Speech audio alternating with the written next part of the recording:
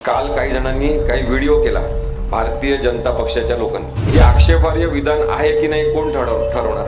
भाजपचे कार्यकर्ते ठरवणार, संघाच्या पिल्लावळीतले लोक ठरवणार, बजरंग दलाचे लोक ठरवणार, कोण ठरवणार? सगळ्यात जास्त आक्षेपार्ह विधान करणारे भारताचे पंतप्रधान आहे। काल काही जणांनी काही व्हिडिओ केला भारतीय जनता पक्षाच्या लोकांनी। त्यांनी पोलिसांना निवेदन दिलं असं म्हणतात।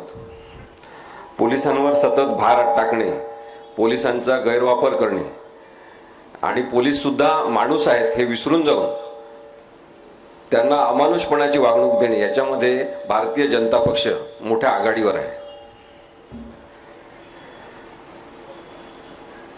पोलीस विभागातल्या लोकांना माणूस म्हणून बघण्याची, नागरिक म्हणून बघण्याची आणि आपले मित्र म्हणून बघण्याची अत्यंत गरज या काळात निर्माण झाली आहे।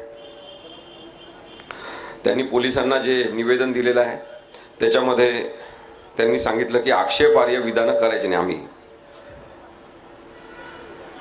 आता वकील, इथे काही जण वकील पण आहेत, आपण सगळेजण नागरिक म्हणून पण विचार करू शकतो की आक्षेपार्ह विधान आहे की नाही कोण ठरवणार?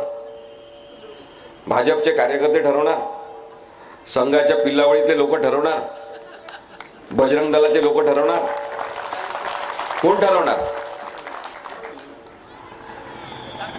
सगळ्यात जास्त आक्षेपार्ह विधान करणारे भारताचे पंतप्रधान आहेत।